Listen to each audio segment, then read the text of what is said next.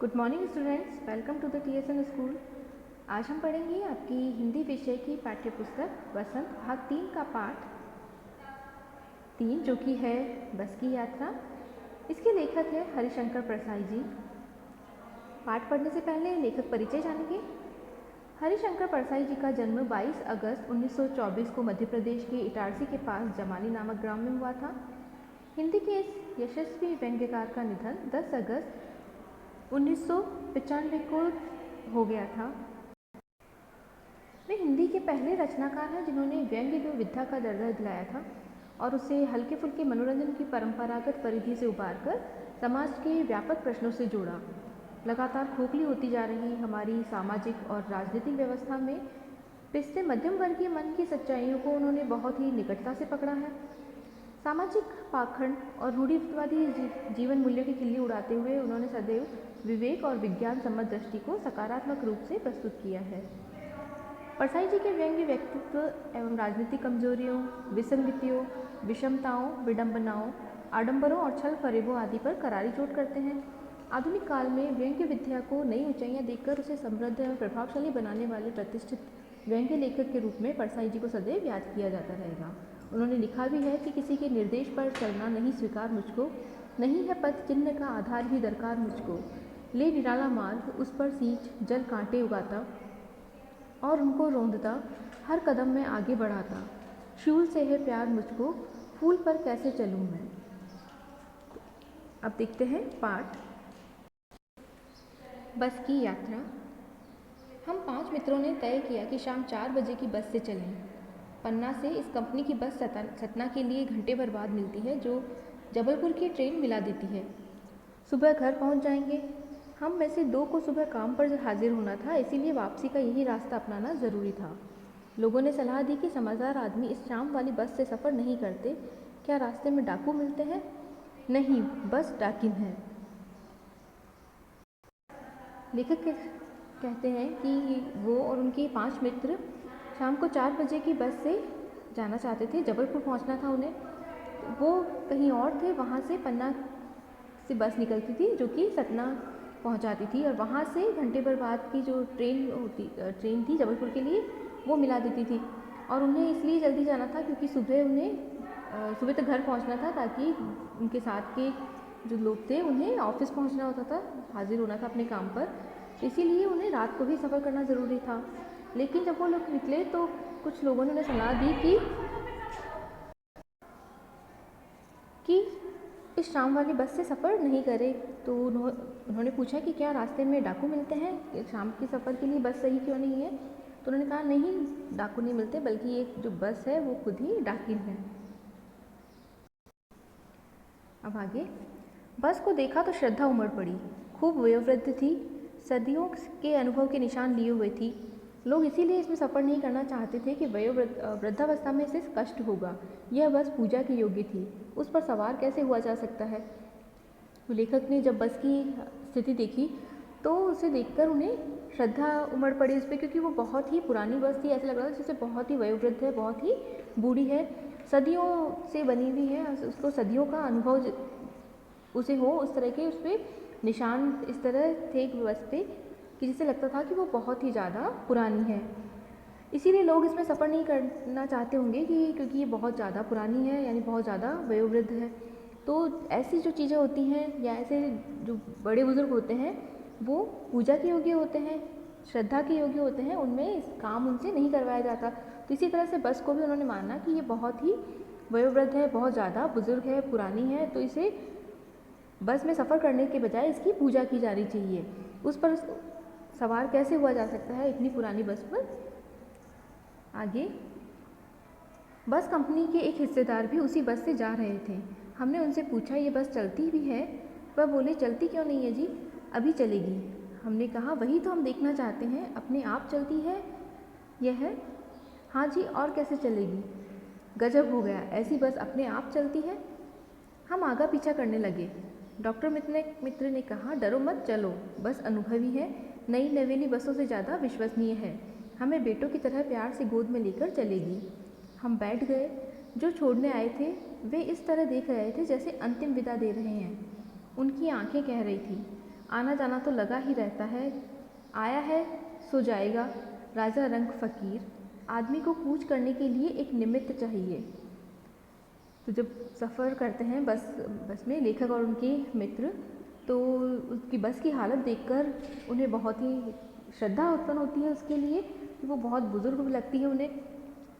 उनके साथ ही कंपनी के जो एक हिस्सेदार है, जो पार्टनर है, वो भी उनके साथ ही बस में सफ़र कर रहे थे। उनसे पार्टनर से उन्होंने पूछा कि क्या ये बस चलती भी है? तो उन्होंने जवाब दिया कि चलती क्यों नहीं है, बिल्कुल चलती है, अभी चलेगी। तो लेखक बोलते हैं कि हमें वही तो देखना है कि इतनी बुज़ुर्ग बस, इतनी पुरानी बस अपने आप चलती है। तो जो हिस्सेदार थे, पार्टनर थे, उन्होंने कहा बिल्कुल अपने आप ही चलती है और ज़रूर चलेगी। तो उन्हें बहुत आश्चर्य हुआ कि गज़ब हो गया, ऐसी बस अपने आप चलती है, उसे धक्का लगाकर नहीं चलाना पड़ता, बल्कि ये इतनी पुरानी होते हुए भी अपने आप चलती है। इस बात का उन्हें आश्चर्य हुआ। आगे लेकर कहते हैं कि हम आगा पीछा करने लगे। आगा पीछा करना मतलब कि काम को टालना, यानी बस में बैठे नहीं बैठे ऐसा विचार करने लगे।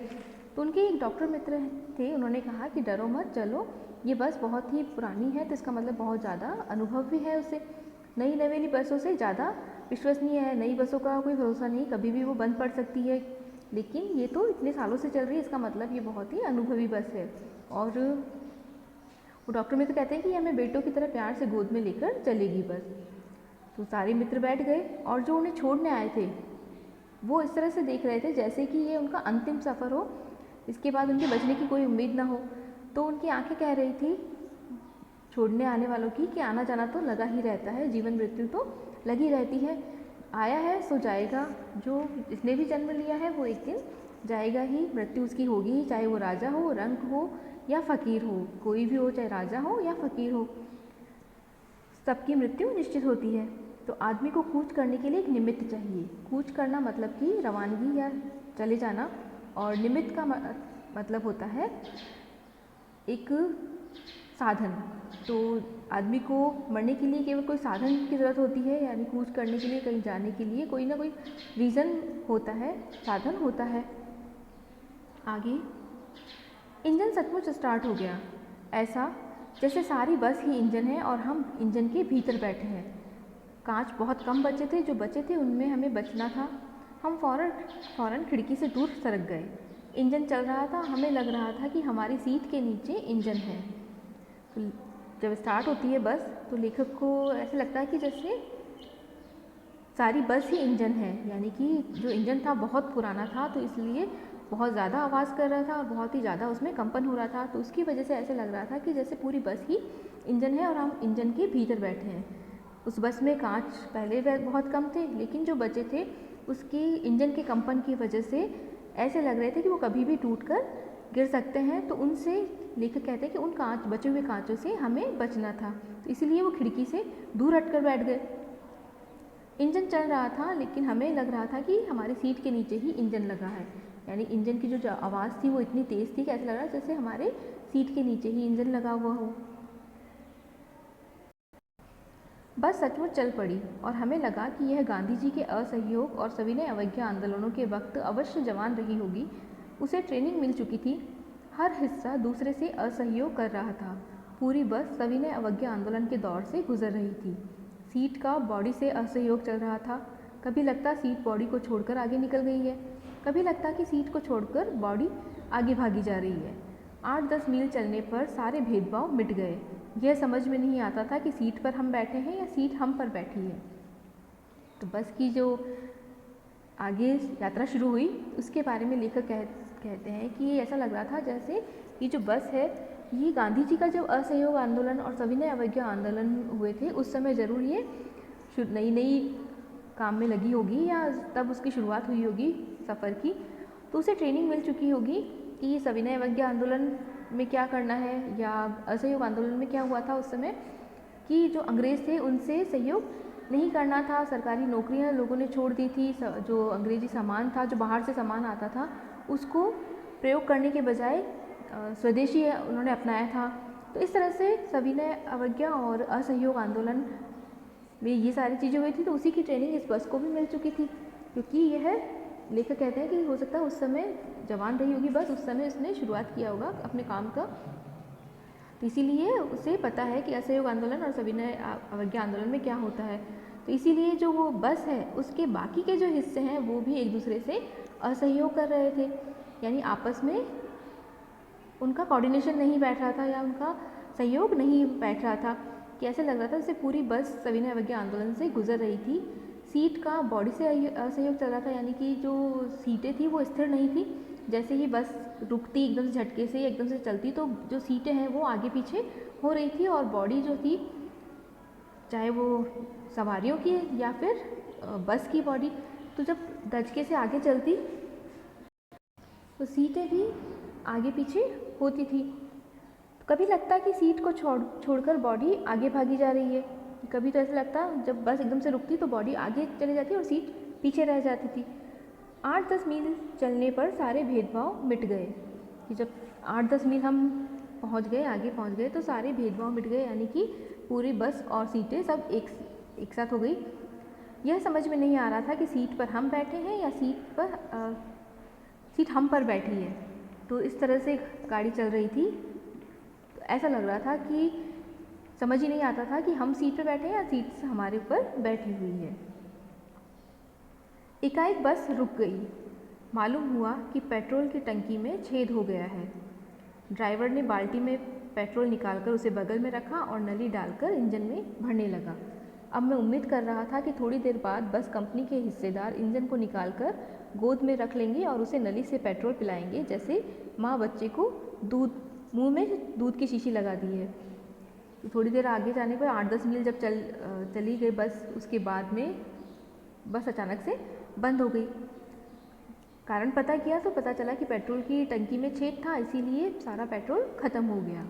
तो जो ड्राइवर था उसने बाल्टी में पेट्रोल निकाला और उसे बगल में रखा और एक पाइप लगाकर जो इंजन है उसमें पेट्रोल डालने लगे। तो अब लेखक बोल रहे हैं कि मुझे ऐसा लग रहा था कि अब थोड़ी देर बाद में जो बस कंपनी के हिस्सेदार जो हमारे साथ सफ़र कर रहे हैं वो इंजन को निकाल कर अपनी गोद में रख लेंगे और नली से पेट्रोल पिलाएंगे, इंजन में पेट्रोल डालेंगे, इस तरह जैसे कोई माँ अपने बच्चे को अपनी गोद में लिटाकर दूध पिलाती है या फिर उसको बोतल से मुंह में दूध देती है, उस तरह से ऐसा लग रहा था कि जो हिस्सेदार है वो भी इस तरह इंजन में पेट्रोल डालेंगे।